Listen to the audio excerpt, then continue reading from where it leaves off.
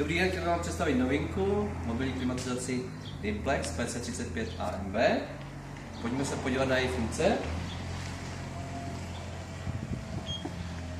Takže zde si nastavujeme teplotu, zde máme časovač, rychlost ventilátoru, několika nastavení, možnost uspání klimatizace a vypínání.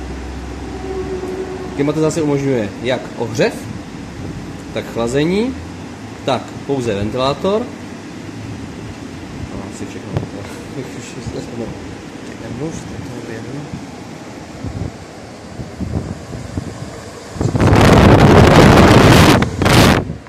Funkčně chlazení, odvlhčování, ohřev,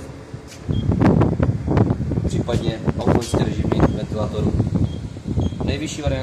Nejvyšším výkonu, středním, nejnižším, případně automatický ventilátor, kdy si řídí mobilní klimatizace sama, rychlost ventilátoru.